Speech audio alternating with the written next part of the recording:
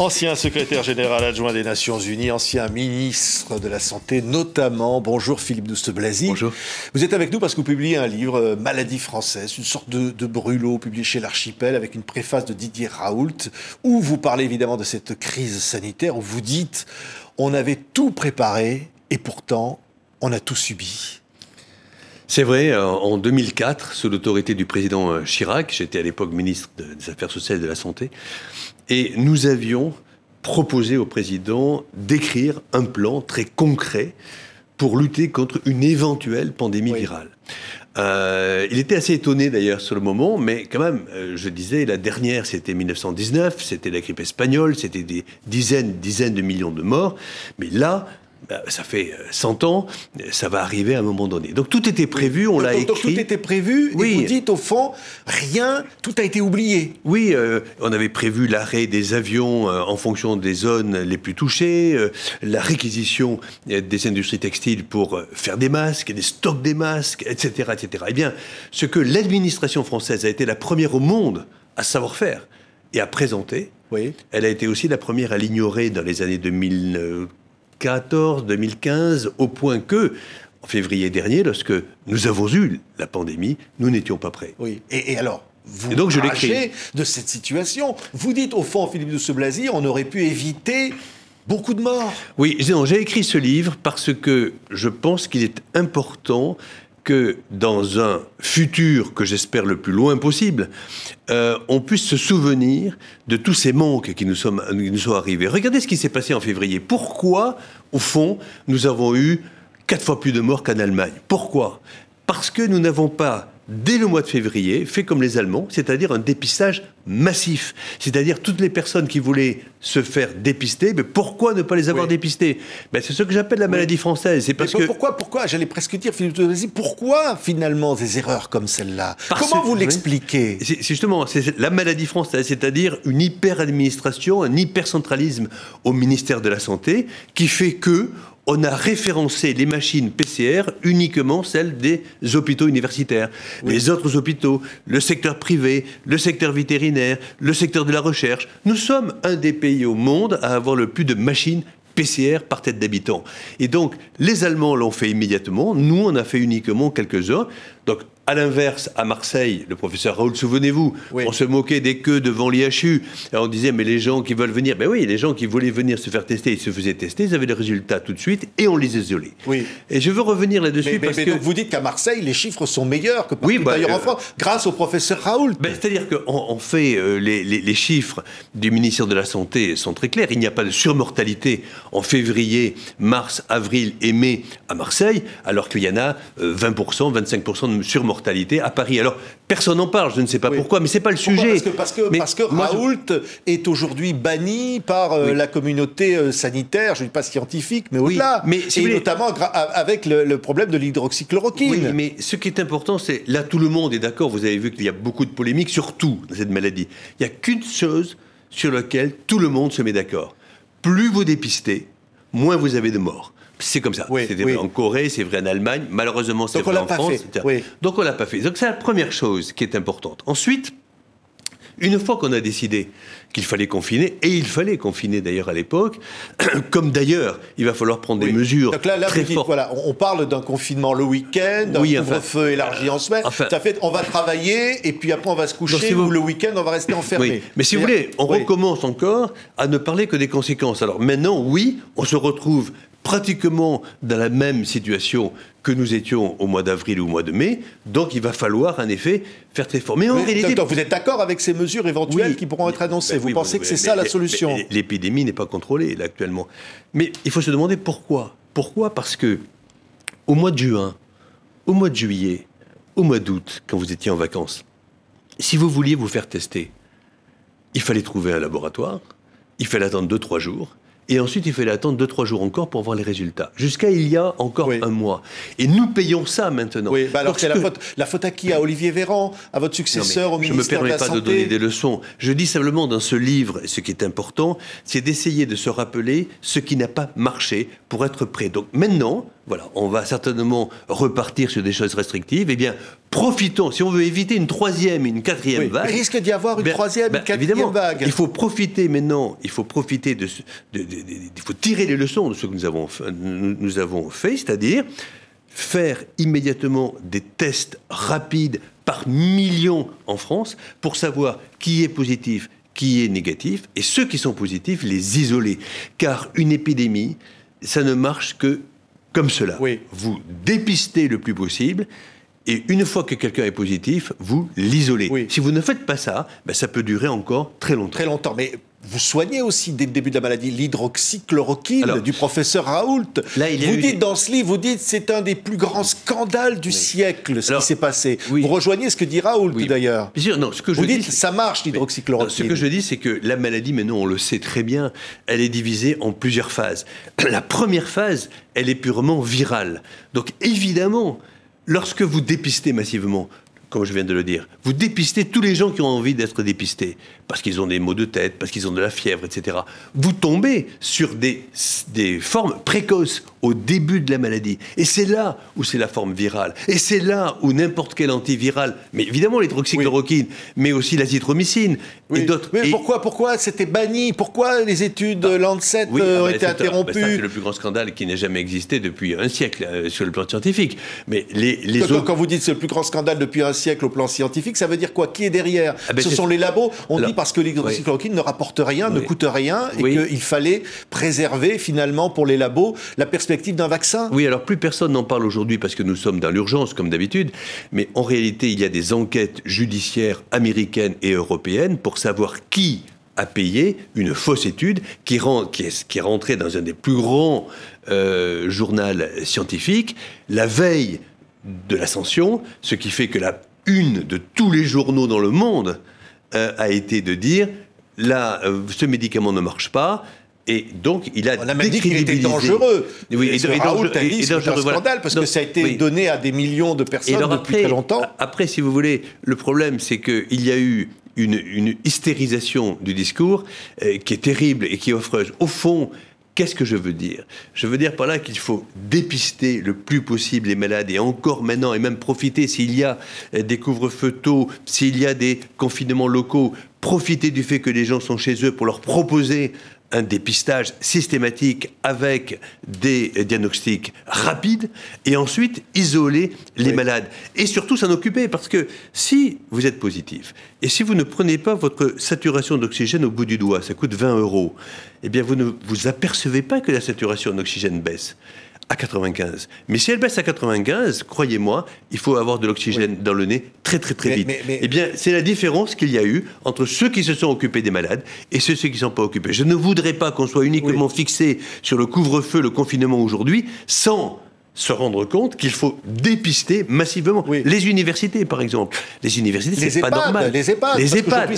C'est quoi? Un tiers des morts sont dans les EHPAD. Des gens qui ont 85 ans en moyenne. Et puis ne pas oublier que les gens qui meurent aujourd'hui sont ont en moyenne 84 ans. Donc, il me semble aussi important... Et des comorbidités, on ne le dit pas 66%, et vous avez tout à fait raison, 66% des gens qui meurent ont des comorbidités, l'obésité, l'hypertension artérielle, etc. Donc, je crois que sans discriminer, sans confiner spécialement sans montrer du doigt une population, il me semble quand même que la moindre des choses serait de parler à la télévision et de dire que ceux qui sont particulièrement fragiles, qui ont des comorbidités, des hypertensions, une obésité, un diabète de type 2, ou ceux qui sont plus âgés, ceux qui ont plus de 65 ans, 70 ans, il faut qu'ils fassent très attention. Oui, mais ça, on ne le fait pas parce qu'on ne veut pas stigmatiser, justement. Et parce qu'on préfère finalement dire à des gens qui ne se sentent pas concernés par la maladie, vous allez en quelque sorte payer parce que économiquement, ça va être très cher,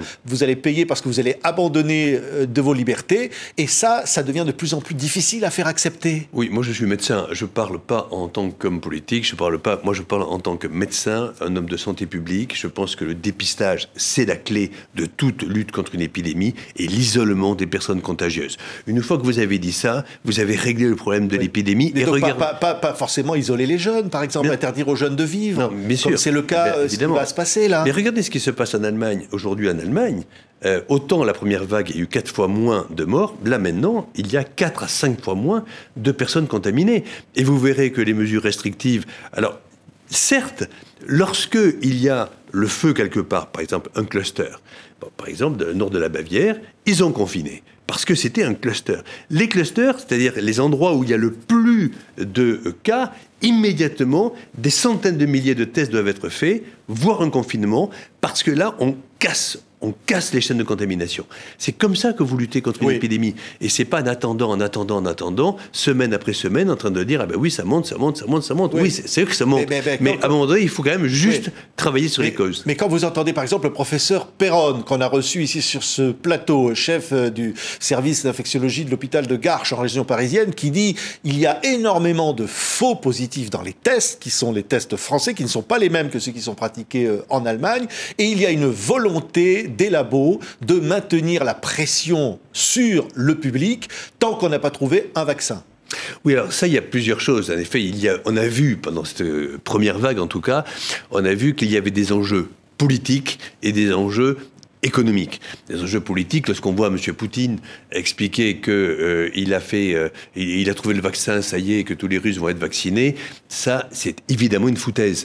De la même manière, lorsque vous voyez un grand laboratoire américain dire « nous avons le médicament parfait » ou quelqu'un qui est même pas encore dans la phase des hommes sains pour voir si le vaccin ne tue pas, eh bien, lorsqu'ils disent mon vaccin marche ou mon médicament marche, eh bien, la valeur boursière augmente de 4-5 fois dans la nuit. Beaucoup d'intérêts financiers, c'est ça que vous dites. Au fond, on mélange le sanitaire, la J'en reparle dans le livre de ce sujet. Mais évidemment, c'est là où on voit d'ailleurs la limite du capitalisme dans le domaine de la santé publique.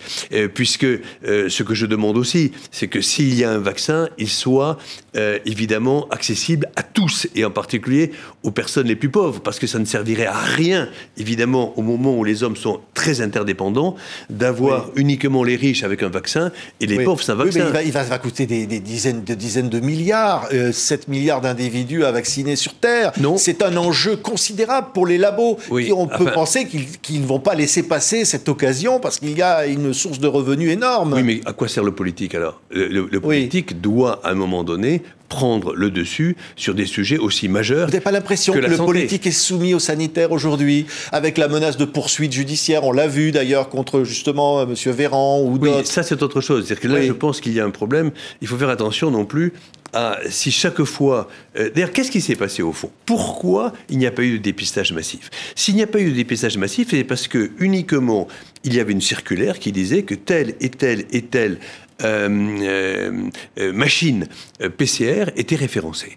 Et donc, les fonctionnaires au ministère de la Santé n'ont pas osé se servir des autres, ils ont ouvert le parapluie. Parce qu'au fond, depuis l'histoire du sang contaminé, tout le monde a très peur de prendre une responsabilité qui pourrait se retourner en faire trop, peut-être. Risquer d'en faire trop, c'est pas grave, mais risquer d'en faire pas assez. Oui, ça peut vous mener en justice. Exactement. Oui, mais c'est ça qui est très grave. C'est qu'aujourd'hui, on voit bien, c'est ce que j'écris dans ce livre Maladie française, c'est qu'il y a une telle peur aussi du pénal dans ce système que nous sommes pratiquement immobilisés. Je voudrais dire un dernier mot sur les malades qui n'ont pas le Covid. Parce qu'on s'aperçoit aujourd'hui, toujours pareil, avec 6 mois de retard, que les gens qui ont eu des débuts de cancer, qui devaient être opérés, n'ont pas été opérés. Des gens qui ne sont pas allés voir leur médecin par peur de prendre le Covid. Ils ont fait évidemment une erreur. On a vu des hypertensions artérielles non soignées, des diabètes qui ont flambé. On a vu des accidents vasculaires cérébrales ne pas aller à l'hôpital. Et puis des suicides, peut-être une poussée de suicides, alcoolisme, problèmes conjugaux, des situations dramatiques. Voilà. Donc je pense qu'il faut quand même aujourd'hui évidemment aller très vite, mais surtout réfléchir aux causes de tout cela. C'est un manque de santé publique, un manque d'organisation, en particulier dans le dépistage et l'isolement des malades. Oui, on entend également, sur tous les plateaux de télévision, des experts divers et variés qui disent absolument le contraire les uns des autres. On n'y comprend plus rien. Et derrière cela, on a soupçon de conflit d'intérêts. Très souvent, est-ce que toute spécialiste intervenant sur des plateaux de télévision ne devrait pas dire en entrée de jeu, comme le demande Perron d'ailleurs justement, voilà mes conflits d'intérêts, voilà quel labo me paye, voilà pour qui j'ai travaillé ces dernières années. Ça c'est fondamental, mais d'ailleurs, vous avez sur Internet tous les conflits d'intérêts qui sont écrits, et donc c'est très intéressant d'ailleurs de regarder la prise de position de tel ou tel en fonction de l'argent qu'il peut gagner. Le plus important, alors évidemment, moi je ne suis payé par un collaborateur pharmaceutique. Je suis, par contre, au conseil scientifique de l'IHU de manière gratuite de Marseille, et je l'ai dit. Mais, si vous voulez, moi, ce qui m'intéresse dans ce sujet-là, au fond, c'est pas du tout les polémiques. Ce qui m'intéresse, comme ancien ministre de la Santé, c'est d'essayer d'éviter à ce pays une nouvelle catastrophe si jamais il devait y avoir un nouveau virus. Je l'écris dans ce livre, il peut y avoir demain un virus qui a une mortalité qui ne sera pas de 0,5% cette fois-ci, qui sera de 30 ou 40%. N'oubliez pas qu'Ebola, par exemple, c'est 50% de mortalité. Donc, je pense que dépister le plus vite possible, le plus généralement possible, et isoler les malades, c'est la clé pour demain. Professeur Raoult, qui a fait la préface de votre livre, Philippe Douste-Blazy, qui vous rend hommage, justement, pour tout ce que vous avez dit, avoir été le premier à avoir, justement, fait un plan pour faire face à une telle situation. Le professeur Raoult est aujourd'hui mis au banc. Et d'une certaine manière, il n'est pas mis au banc mondialement. Hein. Je veux dire, il reste encore un des plus grands infectiologues aujourd'hui que je sache. Mais pas vu par les autorités sanitaires françaises, en tous les cas. Pas selon les autorités sanitaires françaises. En tout cas, je souhaite qu'il y ait, moi, demain, surtout, que l'on évite qu'il y ait de multiples lieux de décision, le conseil scientifique, la haute autorité de santé, l'académie de médecine. Je crois qu'il faut un grand chef d'état-major qui puisse à la fois, je dirais, prendre l'avis du ministère de la Santé, du ministère de la Défense, du ministère de l'Intérieur, des gens qui sont habitués aux périodes de crise. Parce que je crois que tous les pays, c'est pas que je crois, je constate que tous les pays qui ont cet état-major, qui conseillent le président, et à la fin, in fine, c'est le président de la République et lui seul qui décide. Mais je pense qu'il faut quand même un chef d'état-major qui soit un peu au-dessus de ces différents ministères. Oui, mais on vous dira, Philippe Douste-Blazy, on va conclure avec ça, Maladie française, c'est le titre de votre livre. Mais au fond, oui, mais on va vous dire, oui, mais regardez ce qui se passe autour. La catastrophe, elle est générale, elle est aussi en Europe, elle est aussi aux États-Unis, elle est partout. Alors c'est important de comparer justement ce qui s'est passé. La plupart des pays occidentaux ont eu la difficulté et ont de la difficulté avec cette maladie. Mais ceux qui ont pu casser les chaînes de transmission le plus vite possible, les chaînes de contamination, qui ont cassé les clusters parce qu'ils ont dépisté massivement et isolé tout de suite. Je pense à l'Autriche, je pense à l'Allemagne, ils ont 4 fois moins de morts que nous et ils ont 4 fois moins de cas que nous. Oui, et en même temps, on parle de 0,5% de mortalité des gens atteints du Covid, ce qui est quand même, on peut dire, faible, même si évidemment c'est toujours des morts de trop. Oui. Et puis au-delà de ça, effectivement, l'espérance de vie à Marseille, professeur Raoult a dit, l'espérance de vie n'a pas changé depuis le début de l'année en France, donc on ne vit pas moins vieux. Donc c'est difficile de faire comprendre tout ce qui se passe quand on a des chiffres comme ça. Alors quand on a une maladie comme celle-là, d'ailleurs qu'on connaît très peu, parce qu'on commence à la connaître maintenant, mais on fait d'ailleurs des progrès en réanimation, et c'est la raison pour laquelle probablement aujourd'hui on sait mieux soigner, en particulier en réanimation, les malades que pendant la première vague. Par contre, ce que je crois, c'est qu'il ne faut pas oublier quelque chose, c'est que cette maladie, elle mérite d'être soignée médicalement dès les premiers jours. C'est la raison, c'est la différence qu'il y a eu au fond entre Didier Raoult et les autres, c'est qu'il s'en est occupé tout de suite parce qu'il les a dépistés le plus vite possible. Il était facile de se faire dépister là-bas. Donc il les a isolés, il s'en est occupé. C'est la raison pour laquelle il n'y a pas de surmortalité. Oui, mais alors ça veut dire, comme vous l'avez dit, c'est très très grave. Parce qu'au fond, ça veut dire qu'on ne l'a pas fait ailleurs parce qu'on a considéré qu'il ne fallait pas utiliser l'hydroxychloroquine. Alors, et parce qu'il y avait des intérêts économiques peut-être qui empêchaient ce choix. Alors c'est un schéma. Ce qu'il faut comprendre, c'est qu'au fond, le débat s'est hystérisé sur uniquement l'hydroxychloroquine, alors qu'en réalité, ce qui était important, c'est la stratégie globale. Donc, le dépistage massif, s'occuper des cas le plus précocement possible, donner dans la phase virale, la première, et pas dans la phase de réanimation, la première des antiviraux comme l'hydroxychloroquine ou d'autres médicaments, on sait aujourd'hui que ça fonctionne, oui. Merci beaucoup. Philippe Douste-Blazy, moi je vous conseille ce bouquin.